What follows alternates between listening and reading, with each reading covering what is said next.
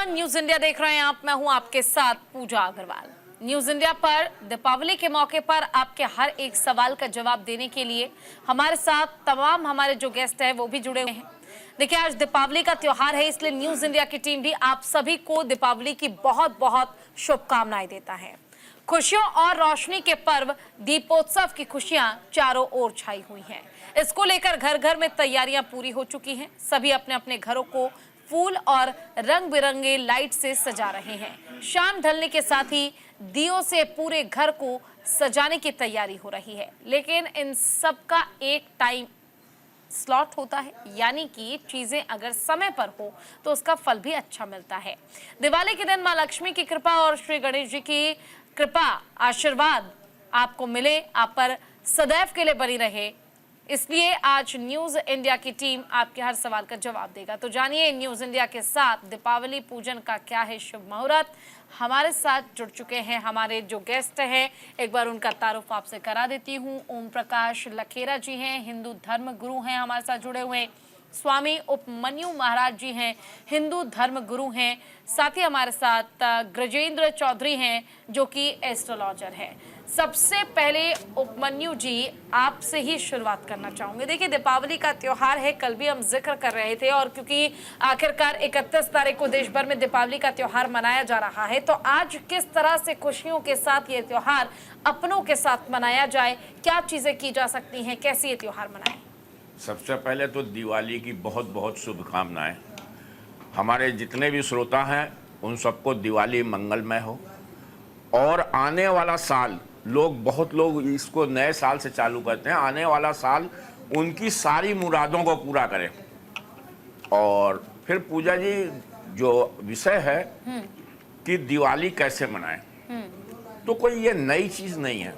थोड़ी सी भ्रांति इस बार ये हो गई है, पहले भी हुई है, 53-54 में हुई है, 63 में हुई है, और अभी भी हुई है, और बीच बीच में कई बार हुई है। हमारे पिताजी वगैरह कहते थे कि भाई इस बार जो है शुरुआत में 6:30 बजे ही दिए जला लो, इस बार 11 बजे रात में दिए जलाने हैं। अलग अलग बदलता रहता है। इस बार कुछ विशेष हो गया इसलिए कि सूर्यास्त के टाइम में भी, और देखिए कल भी मेरी बात हुई थी, हमारी कई चैनलों में बात हुई कि दिवाली का पर्व जो है अमावस का पूर्व जोडिक साइंस से है, मतलब सूर्य सिद्धांत से है। और हमारे यहाँ सारे जितने तिथि त्योहार होते हैं या तो चंद्रमा से गवर्न होते हैं, मतलब चंद्र सिद्धांत से होते हैं, या सूर्य सिद्धांत से।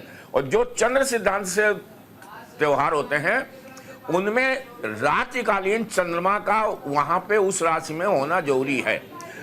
और जो सूर्य सिद्धांत से होते हैं, जैसे अमावस है, अमावस सूर्य की होती है, पूर्णिमा चंद्रमा की होती है, तो अमावस में उदया तिथि देखी जाती है।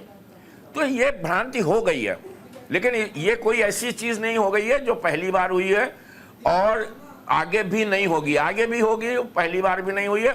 ये हम लोगों को समझने की बात है कि हम अपने इस त्यौहार को अपने अनुकूल कैसे बना लें, क्योंकि इसमें सबसे बड़ी चीज़ है, त्यौहार कभी मनाइए, श्रद्धा और भक्ति में 1 भी % लेस मात्र कमी नहीं रहनी चाहिए। 100% श्रद्धा होनी चाहिए, 100% विश्वास होना चाहिए। आप तिथि में परिवर्तन हो गया, समय में परिवर्तन हो गया, वो ऊपर वाला देख रहा है, क्योंकि हम लोग समर्पित हैं उस भगवान से, उस क्रिएटर से, उस परम पिता परमात्मा से हम लोग संबंधित हैं, जिसकी हम जो हमारा आराध्य है, जिसकी हम पूजा कर रहे हैं, चाहे वो लक्ष्मी गणेश की पूजा हो, चाहे भगवान राम की हो। आज राम का भी बहुत बड़ा दिन है कि राम ने आके गद्दी संभाली थी। और दूसरा कि हाँ, ये युगों युगों से, राम तो त्रेता में थे, सतयुग, और इसके भी ऊपर जब समुद्र मंथन हुआ था और लक्ष्मी जी हुई थी पैदा, तब से लक्ष्मी पूजन ये अमावस को मनाया जा रहा है। तो लक्ष्मी जी की आराधना, और लक्ष्मी जी की आराधना ही नहीं, किसी देवी देवताओं की आराधना हम सनातन संस्कृति वाले करते हैं, तो सबसे पहले गणेश जी की वंदना करते हैं। गणेश जी की, मतलब कि जो देवताओं के प्रमुख हैं, तो शुरुआत गणेश जी की करते हैं। आप पूजा शंकर भगवान की करें, कहीं पे भी करें, किसी भी आचार्य को बुला के लेके आए तो सबसे पहले वो गणेश जी का, गणेश गौरी का पूजन करेंगे, फिर कोई करेंगे। किसी भी देवता की करिए, हनुमान जी की करिए, कहने के लगे पहले गणेश जी के वो करो, कलश जलाओ और फिर काम चालू करो। तो गणेश जी को हर पूजा में हर भगवान के साथ में लिया जाता है। और खासकर इस टाइम विघ्न विनाशक गणपतिया प्रथम तुम्हारा नाम लिया, ये विघ्न विनाशक हैं, इनका अगर तुमने पहले नाम ले लिया तो आगे सारे काम, हो सकता है कि कुछ नियम कम हो जाए, कुछ सामान कम हो जाए, कुछ त्रुटियां रह जाएं, लेकिन वो विघ्न विनाशक है, वो सारे विघ्नों को पूरा करके आपको आपके जो उद्देश्य है उसको प्राप्त करने में पूरा पूरा सहयोग करेगा। तो पूजा जी इस टाइम बिल्कुल निकट आ गई है दिवाली। इस टाइम ये सोचना नहीं है कि हम 6 बजे मनाएं कि 8 बजे मनाएं। हम थोड़ा सा हटके कह रहे हैं, क्योंकि जब साइंस की बात चलेगी, विज्ञान की, ज्योतिर्विज्ञान की बात चलेगी तो बहुत बहस हो जाएगी।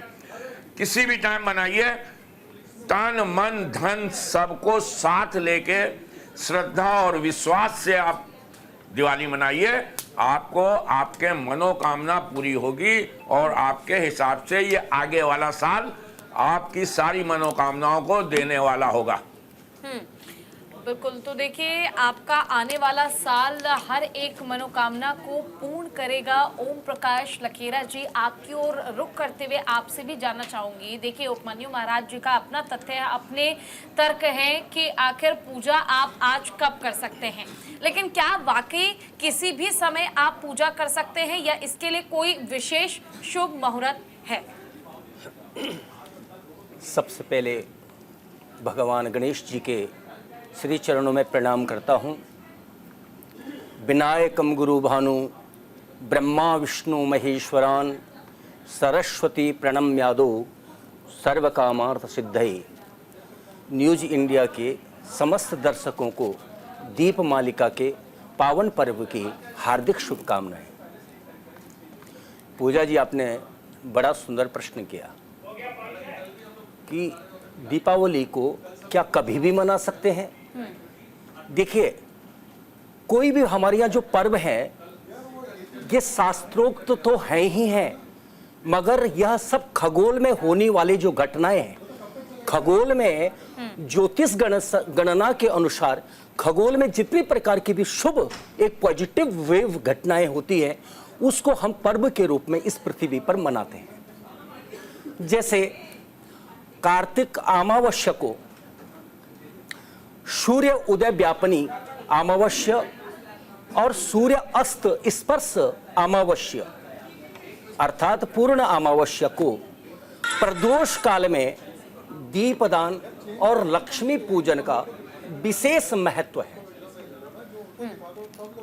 उसके उपरांत वृषभ लग्न स्थिर लग्न होता है, सिंह लग्न सूर्य का स्थिर लग्न होता है।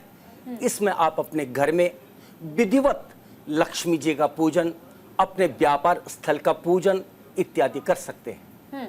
के साथ साथ में जैसे निशीत और महानिशीत काल होते हैं, जैसे 11:30 बजे के बाद में निशीत काल, 12:00 से महानिशीत काल, मध्य रात्रि में कोई भी किसी प्रकार की कोई साधना करना चाहता है, कोई सिद्धि प्राप्त करना चाहता है, किसी इष्ट को सिद्ध करना चाहता है, मंत्र को सिद्ध करना चाहता है, उसके लिए वह काल उपयुक्त माना गया है। जी मृगेंद्र जी, देखिए मंत्रों का क्योंकि जिक्र किया जा रहा है तो आपसे जानना चाहूंगी, जब पूजा करने के लिए आसन पर बैठे व्यक्ति, तो उस दौरान किस मंत्र का उच्चारण किया जा सकता है? और देखिए, आज के समय में संस्कृत भाषा बोल पाना या समझ पाना लोगों के लिए बहुत ज़्यादा कठिन होता है, तो ऐसे में बहुत साधारण, बहुत सरल सा वो मंत्र जिसे जाप करते हुए पूजा जो है वो सफल भी हो जाए और मंत्र का जाप भी हो जाए, कोई ऐसा मंत्र? धन्यवाद पूजा जी। देखिए, बीज मंत्र जो रहते हैं देवी देवताओं के, उनके अंदर उनकी सूक्ष्म ऊर्जा निहित रहती है। बीज मंत्र जो है देवता की सारी शक्ति और उनके सारे सामर्थ्य को जो है प्रदर्शित करता है। पूरी सृष्टि ही जो है शब्दमयी है और शब्द से ही सृष्टि की जो है उत्पत्ति हुई है। इसी के अंतर्गत जो है वर्णमाला आती है, वर्णमाला से भिन्न भिन्न जो है शब्द बनते हैं, तो शब्द बनने पर जो है मंत्र बनते हैं और जो सकल शिव है उनके अलग अलग शक्तियाँ उस मंत्र रूप में जो है कार्य करने लग जाती हैं। तो वैसे तो षोडशोपचार, पंचोपचार और पंचामृत इत्यादि से जो है पूजन किया जाता है, पर अगर आपके पास जो है एक योग्य ब्राह्मण जो है अवेलेबल नहीं है, या आप उनको नहीं बुला सकते हैं, आप ऐसी स्थिति में हैं कि आप ये सब नहीं कर सकते हैं, अगर इसमें एक स्थिति ये भी बनती है कि आपके पास सामान भी नहीं है, कि आप ना तो फूल लेके आ सकते हो, ना आपके पास नैवेद्य है, तो आचार्य शंकराचार्य जी ने मानसोपचार का जो है एक विधान बताया है, उसके द्वारा भी आप पूजा कर सकते हैं। तो अब बात करते हैं बीज मंत्रों की। बीज मंत्र बहुत आसान रहते हैं। सबसे पहले तो आप जो है गणपति जी का ही पूजन करें, क्योंकि जब तक आपके कार्य में विघ्न बाधाएं आती रहेंगी तब तक आपके कार्य जो है, आपकी पूजा ही संपन्न नहीं होगी। पूजा ही संपन्न नहीं होगी तो फल कैसे मिलेगा। तो सबसे पहले आप गणपति जी को जो है उत्तर दिशा में स्थापित करके उनके बीज मंत्र ओम गम गणपते नमः इसका 108 बार पाठ कर सकते हैं, या 1008 बार पाठ कर सकते हैं, आपके सामर्थ्य के ऊपर है। उनको जो आप है दूध, चावल, मोदक और दुर्वा जो है अर्पित कर सकते हैं। इसके बाद आप वरुण देव को कलश में जो है आह्वान कर लीजिए कि मैं आपका आह्वान करता हूँ, आपको स्थापित करता हूँ, आपको नमस्कार करता हूँ।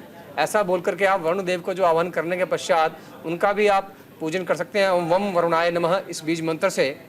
उसके बाद आप जो है कुबेर देवता को उनके राइट साइड में स्थापित कर दीजिए और उनके बीज मंत्र ओम वित्तेश्वराय नमः इसका आप जप कर सकते हैं। उनको आप मोदक का भोग लगाइए, उनको आप बर्फी का भोग लगाइए। इनके बाद जो है आप माता लक्ष्मी और नारायण जी, लक्ष्मी जी को आपने लेफ्ट में रखना है और नारायण जी को आपने राइट साइड में रखना है। तो लक्ष्मी नारायण की आप पूजा कर सकते हैं। लक्ष्मी जी का बीज मंत्र है श्रीम, इसमें आपको श्र के ऊपर जोर देके बोलना है, बड़ी की मात्रा है श्रीम। इससे आप उनका जो है पूजन कर सकते हैं। बीज मंत्र 108 बार 1008 बार आप जप कर सकते हैं। और ओम नमो नारायण है, ये जो सर्वविदित है, बहुत ही आसान है, आप उसका भी पाठ कर सकते हैं। इसके साथ साथ आप उनको नैवेद्य अर्पित करिए। और अगर आपके पास सामान नहीं है तो आप मन से ऐसे अपने सामने उत्तर दिशा की तरफ मुख करके बैठ जाइए। पहले गणपति जी को विराजमान कराइए, ऐसे फिर वरुण देव को, फिर कुबेर जी को, फिर माता लक्ष्मी, और आप उसके बाद भगवान जो है विष्णु नारायण का जो है पूजन कर सकते हैं। उपमन्यु महाराज जी, देखिए अयोध्या में 500 वर्ष बाद प्रभु श्री राम लौटे हैं और इस बार पहली बार है जब 500 वर्ष बाद खुद प्रभु श्री राम भक्तों के साथ और भक्त प्रभु श्री राम के साथ दीपावली का त्योहार मना पाएंगे। तो ऐसे में 25 लाख दिए जलाने का एक रिकॉर्ड भी उत्तर प्रदेश ने कायम कर दिया है। आप क्योंकि हर एक तर्क साइंस के आधार पर देते हैं, तो मैं ये भी जानना चाहूंगी कि आखिर दीपदान का या फिर दीप उत्सव का आखिर क्या महत्व है? देखिए, बहुत अच्छा प्रश्न है। और अब हम 25 लाख में पहुंचे हैं, लेकिन ये 17 से चालू हो गया था। 1.25 लाख, फिर 5 लाख, फिर 7.5 लाख, धीमे धीमे भी 16 लाख, आज हम 25 में पहुंचे हैं। ये भी आखिरी नहीं है, अगले साल और ज़्यादा में होगा। और गिनीज बुक वालों का पूरा स्टाफ आया था, उन्होंने बाकायदा काउंट किया था, वो किया था। एक वैज्ञानिक दृष्टिकोण आपने कहा, वैज्ञानिक दृष्टिकोण से जब ये पूरा वर्षा ऋतु होती है, इसमें बहुत कीट पतंगे वगैरह हो जाते हैं और सब जो है ऊपरी तह में आ जाते हैं। सरीसृप जो बिलों में रहने वाले जानवर होते हैं, पानी भर जाने के कारण से वो बाहर आ जाते हैं, सब उनको जगह नहीं मिलती। तो दोनों चीज़ें, बहुत लोग तर्क देते हैं कि आवाज़, पड़ाके नहीं होने चाहिए।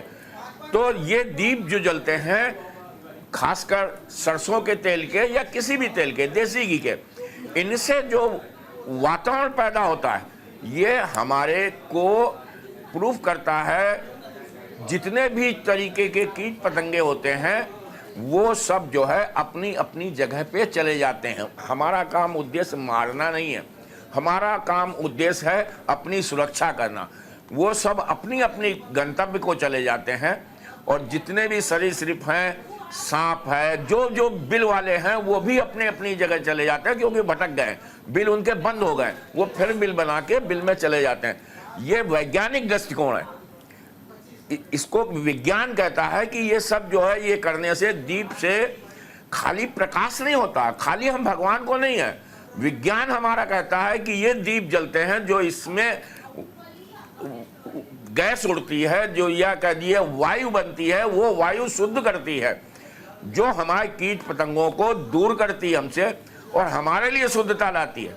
ये गलतफहमी। और दूसरी बात, लोग कहते हैं 9वीं सदी और 10वीं सदी, ये मैं नहीं जानता, मैं 9वीं सदी 10वीं सदी, पटाखे छुड़ाना इसलिए उपयोग का होता है, प्रदूषण नहीं होता है। कहने की बात है, यूक्रेन में इतना युद्ध हो रहा है, आज तक प्रदूषण नहीं दिखाई दिया। इजराइल में युद्ध हो रहा है, प्रदूषण नहीं हुआ।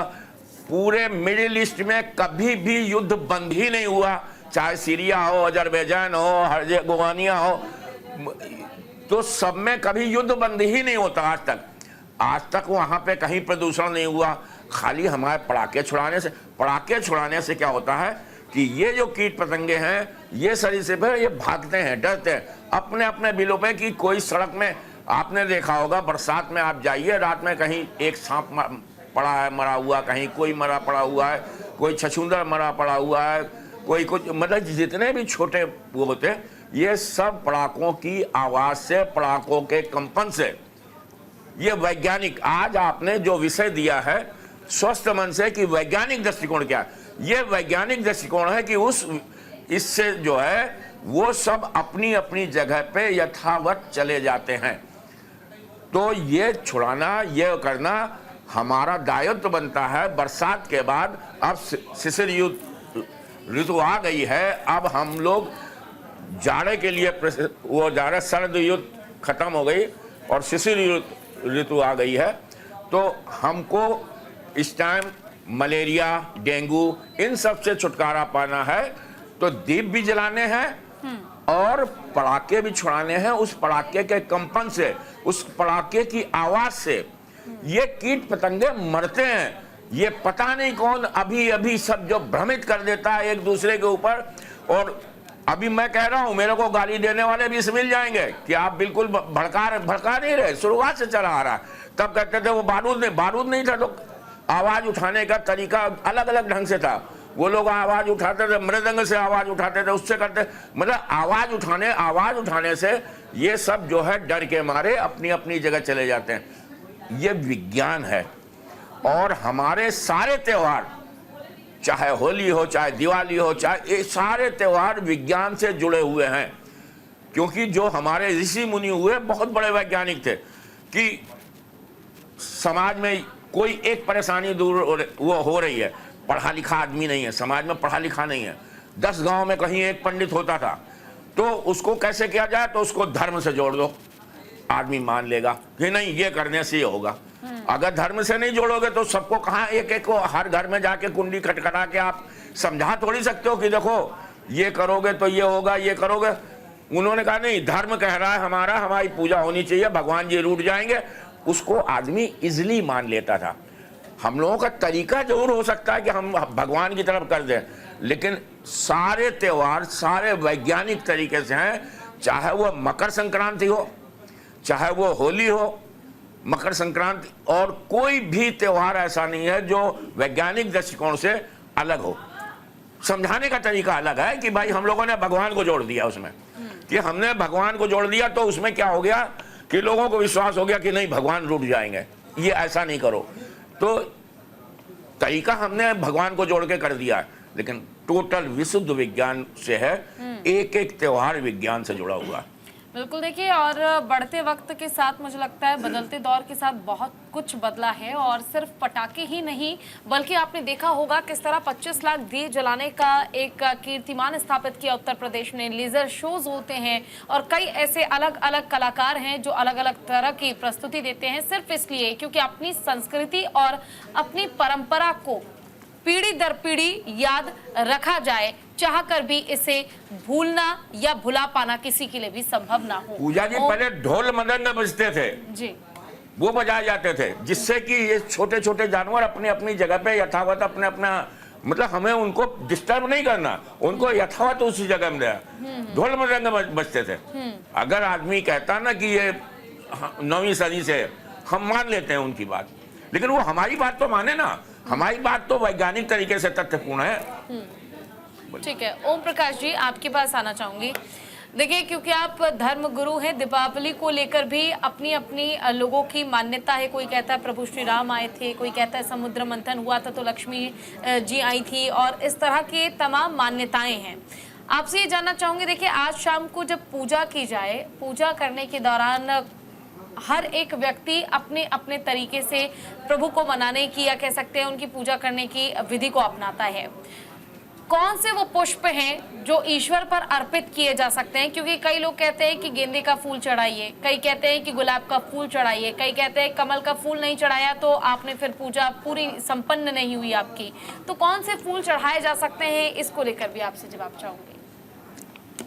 पूजा जी, आपने बहुत सुंदर प्रश्न किया। देखिए, भगवान को क्या चढ़ा सकते हैं? पहली बात, हाँ, सबसे पहले भाव, भावो वशति देवता। अब भगवान को अगर हम केले चढ़ाएंगे तो क्या भगवान के पास किसी फल की कमी है? ये जितने भी हम चढ़ाते हैं सब अपने लिए चढ़ाते हैं, क्योंकि इनकी आवश्यकता हमें होती है।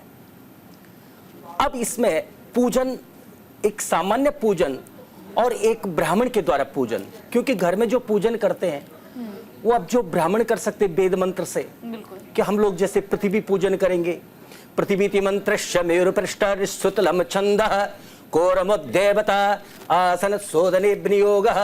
अब इस तरह के मंत्र अगर वेद मंत्र को कोई सामान्य आदमी नहीं पढ़ पाएगा, नहीं पढ़ पाएगा, बिल्कुल। तो क्या करना चाहिए? सबसे पहले प्रदोष काल, मैंने आपको बताया था, तो प्रदोष काल के लिए एक शब्द लिखा हुआ है कि सूर्यास्त से 2 घटी पहले प्रदोष आरंभ हो जाता है और सूर्यास्त के 2 घटी बाद तक प्रदोष काल रहता है। इस गणना के हिसाब से 5:17 या 19 के बाद में और 6:16 के आसपास में जाकर के प्रदोष काल रहता है। इसके बाद में 6:30 बजे 6:24 के आसपास से हमारा शुक्र लग्न भी आरंभ हो जाएगा, वृषभ लग्न, स्थिर पूजन का लग्न। इस काल में आपके लिए पूजा बिल्कुल उपयुक्त है। कैसे करनी चाहिए?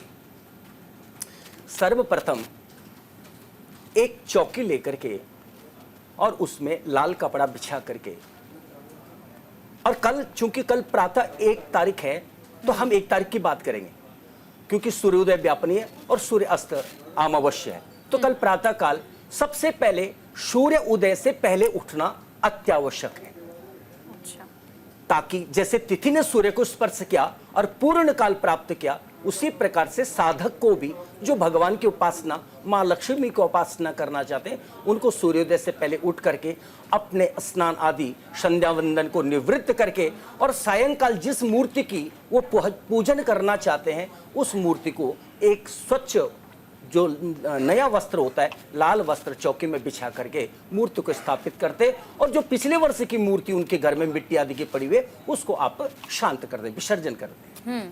इसके साथ में घर के दरवाजे पर आम के पत्तों पर ओम स्वस्ति श्री चंदन हल्दी से इस तरह बना करके, स्वस्ति बना करके बंधनवार अपने दरवाजे पर लगाएं। सुंदर सी रंगोली बनाएं। माँ भगवती प्रांबा स्वरूपा महालक्ष्मी का स्वागत करें। और सायंकाल जो समय मैंने बताया, तो उसमें सबसे पहले साधारण विधि, पूजा जी ये पूजन की सबसे साधारण विधि है। माँ सबसे पहले गणेश जी को प्रणाम करें। ओम स्वस्तिमनमः गणाधिपतये नमः। ओम लक्ष्मी नारायणाभ्याम नमः। ओम उमा महेश्वराभ्याम नमः। ओम वाणी हिरण्यगर्भाभ्याम नमः इत्यादि। ये हम आपको लिखा हुआ आपको बता देंगे। इसके बाद में उस लाल वस्त्र में जो प्रतिष्ठित मूर्तियों में क्या होना चाहिए? सबसे पहले बाएं तरफ से गणेश जी, और गणेश जी की जो सूंड होनी चाहिए वो किस दिशा में होनी चाहिए? लेफ्ट साइड, लक्ष्मी जी की तरफ होनी चाहिए। दाहिनी तरफ को सूंड होनी चाहिए। उसके बाद लक्ष्मी जी के बगल में भगवान नारायण के बगल में सरस्वती, और सरस्वती जी के बगल में महाकाली। इन देवताओं को प्रतिष्ठित करें, और प्रतिष्ठित करके सबसे पहले गणेश जी का आह्वान करें। तद उपरांत पाद्यम, हे मां पाद्य को स्वीकार करो। उसके बाद आप पंचोपचार से करना चाहते, घी दूध दही पंचामृत आदि से स्नान करवा करके आप मन से भाव से, हे मां ये पंचामृत स्नान को स्वीकार करो। तदुपरांत तिलक लगावें। मां तिलक स्वीकार करो, मां अक्षत स्वीकार करो। मां गणेश जी के लिए यज्ञोपवीत, भगवान गणपति यज्ञोपवीत स्वीकार करो। पुष्प आदि माला स्वीकार करो। उसके बाद में पुष्पमाला के बाद में आप सबसे पहले ध्यान रखना, कमल पुष्प पर मां लक्ष्मी को आप रख लेना। कमल पुष्प के ऊपर में, अच्छा, फूल के ऊपर रखना। कमल पुष्प को खिला करके उसके ऊपर मां लक्ष्मी की जो मूर्ति है उसको रख लेना। अच्छा, और गणेश जी को? और गणेश जी को आप साधारण से गणेश जी को, और सरस्वती को जो सफेद सफेद गुलाब भी मिलते हैं जी। तो लक्ष्मी जी के लिए लाल पुष्प, गणेश जी के लिए भी लाल पुष्प चढ़े जाते हैं गुलाब, और सरस्वती जी के लिए सफेद पुष्प। ठीक। तो इस तरह से आपको पूजन करना चाहिए, और तद उपरांत उनका विधिवत पूजन जैसे आपको आता है वो हम आपको यहाँ पर से पुनः बता देंगे। ठीक है, चलिए तो देखिए अभी ये चर्चा आगे भी जारी रहेगी। वक्त यहाँ छोटे से ब्रेक का है, एक छोटे से ब्रेक के बाद लौटेंगे, कहीं मत जाइएगा। और ब्रेक के बाद एक बार फिर से स्वागत आप सभी का। हमारे साथ हमारे तमाम गेस्ट जुड़े हुए हैं। आपके हर एक सवाल का जवाब मेरे जरिए और न्यूज इंडिया के जरिए मैं आप तक पहुंचाने की कोशिश कर रही हूँ। ब्रिगेड जी आपके पास आना चाहूंगी। देखिए दीप क्यों जलाए जाते हैं, इसका एक साइंटिफिक रीजन मैंने उपमन्यु महाराज जी से भी पूछा था, आपसे भी जानना चाहूंगी। साथ ही आपसे ये भी जानना चाहूंगी कि इस बार राशियों पर, किस राशि पर क्या प्रभाव पड़ने वाला है, प्रभाव पड़ेगा तो क्या उपाय करने जरूरी है, जरा इसका जवाब अगर हो जाए। जी, साइंटिफिक रीजन जैसे जी महाराज जी ने बताया है कि भाई एक तो देखिए जब आप सेलिब्रेशन करते हैं तो लोग जो है दीप भी जलाते हैं, रोशनी लगाते हैं, किसी की शादी होती है, घर में कोई त्यौहार होता है और भी जैसे लगा, दीपावली को छोड़ दीजिए आप, तो लोग जो है बाहर रोशनाई करते ही करते हैं। पुराने टाइम में लाइट्स नहीं होती थी तो लोग तब दीपक ही जलाते थे। एक तो देखिए अमावस्या की रात बहुत अंधेरी होती है, ज़्यादा अंधेरा होता है, तो पुराने समय में जब लाइट्स नहीं होती थी तो लोग दीपक ही जलाते थे। दूसरा, अब सरसों के तेल का दीपक ही क्यों जलाया जाता है, इसमें एक इसका स्वास्थ्य लाभ भी है, दूसरा इसका एस्ट्रोलॉजिकल पॉइंट भी बनता है। इसमें एक स्वास्थ्य लाभ क्या रहता है कि भाई आपने देखा होगा गांव के अंदर देहात में जब अगर सरसों का तेल शुद्ध होता है तो उसका जब दीपक जलाते हैं रात के समय में तो उसके ऊपर ढक्कन लगा देते हैं, पूरी रात उसमें जो है कालिक जो इकट्ठा हो जाती है। हाँ। तो सुबह उठकर उसको आंख में काजल के तौर पे डाला जाता है, क्योंकि जो आंखें होती हैं उनके ऊपर शनि का प्रभाव रहता है। एस्ट्रोलॉजिकली जिनका शनि उत्तम होता है उनकी आंखों की दृष्टि बुढ़ापे तक खराब नहीं होती। तो जो सरसों का तेल है ये शनि के अंतर्गत ही आता है, तो आंखों में सरसों के तेल का काजल डालने से आंखें स्वस्थ रहती हैं। दूसरी बात क्या है कि भी एस्ट्रोलॉजिकली देखें, यमराज, शनिदेव, राहु इत्यादि इन सब के ऊपर जो है सरसों के तेल का प्रभाव रहता है। यानी कोई ना कोई वनस्पति किसी किसी ग्रह के अंतर्गत आती है तो सरसों का तेल जो है शनिदेव, राहु और केतु के अंतर्गत आता है। तो जितना आप इसको जलाएंगे उतना ही जो है इसकी जो उष्मा है, इसकी जो ऊर्जा है, आप देखिए जब आप किसी चीज को जलाते हो ना, जैसे घर में मिर्च पड़ी है, 5 अगर लाल मिर्च पड़ी होंगी तो कोई प्रभाव नहीं होता, उसको आप अग्नि में डाल दीजिए। अग्नि के अंदर ऑक्सीडेशन जब रिएक्शन होती है तो उस तत्व के परमाणु टूट जाते हैं। तो परमाणु जब फैलते हैं आकाश में तो उनकी शक्ति जो है हजारों गुना बढ़ जाती है। जैसे एटॉमिक बॉम्ब होता है, यूरेनियम जो है 20-25 किलो का यूरेनियम जो है, अगर उसको उसका जो परमाणु विघटन हो जाए ना तो पूरे शहर को वो तबाह कर देता है। इसी प्रकार से यज्ञ का और जो है अग्नि जलाने का यही प्रभाव रहता है कि उससे इसकी शक्ति बढ़ जाती है। तो परमाणु जब वायु में जाते हैं तो वहाँ पर जो गंदगी है आपके जलवायु के अंदर उसका वो विनाश कर देती है। कीट पतंगों को भी उससे जो है इरिटेशन होती है, उस सुगंध से हम कह सकते हैं, सांप इत्यादि को भी प्रॉब्लम होती है तो वो भाग जाते हैं वहाँ से। दूसरी बात रही पटाखों की, पुराने ज़माने में ढोल नगाड़े होते थे, मृदंग बजते थे, उनकी आवाज़ पटाखों से बहुत ज़्यादा होती थी। आज के टाइम ना तो वो रहे हैं, ना ढोल है, ना नगाड़े, मृदंग, कौन बजाता है। तो किसी न किसी तरीके से आप सेलिब्रेशन करते हो, और जब तक आप आवाज़ नहीं करोगे तो पड़ोसियों को कैसे पता चलेगा कि आपके घर में उत्सव है। तो कहीं ना कहीं आवाज़ तो होनी ही चाहिए ताकि लोगों को पता चले कि आप उत्सव मना रहे हैं और आप सभी एकजुट हैं। जैसे मोदी जी ने भी ताली और थाली बजवाई थी। हाँ। थाली की आवाज़ क्या है, वो एक मतलब सबका जो साउंड है ना वो सिंक्रोनस है, सामंजस्य है। यही हम दिखाते हैं कि हम एक हैं, हम पूरी मन से इसको मना रहे हैं, क्योंकि हम पैसा भी लगाते हैं, समय भी लगा रहे हैं। अब बात करते हैं मुहूर्त की। एक वेव्स उठती है, बिल्कुल उठती है, जो और हमारी एकता और शक्ति रहती है हम लोगों के लिए। जी जी, हमारी एकता और शक्ति का प्रतीक भी है वो। आप जब पहले पॉजिटिव है, बिल्कुल बिल्कुल। दूसरी बात यह है कि अब अगर आप युद्ध में भी जाते हैं तो पहले शंखनाद होता है, नगाड़े बजते हैं। इसी प्रकार से आप उद्घोष करते हो कि हम एक हैं और हमारा ये त्योहार है, हम हमेशा साथ रहेंगे और ये फ्यूचर भी हम इसको लेके जाएंगे अपने। अब बात करते हैं मुहूर्त की। मुहूर्त तो ये है कि भाई आज ही शाम को जैसा उन्होंने बताया, मेरे मित्र ने बताया है कि भी शाम के समय मुहूर्त रहेगा, स्त्री लग्न बनेगा शाम को 6:27 से 8:23 में। वृषभ जो लग्न है शुक्र के अंतर्गत आता है, और आज आपने धन प्राप्त करना है। जितने भी ग्रह हैं 9 के 9, उनमें धन के देवता जो अब आपका लिक्विडिटी है ना, जो आपका पैसा है, उसके मालिक है शुक्र ग्रह। तो अगर आप शुक्र के लगन के समय लक्ष्मी माता की पूजा करेंगे तो धन बहुत ज़्यादा आपको प्राप्त होगा।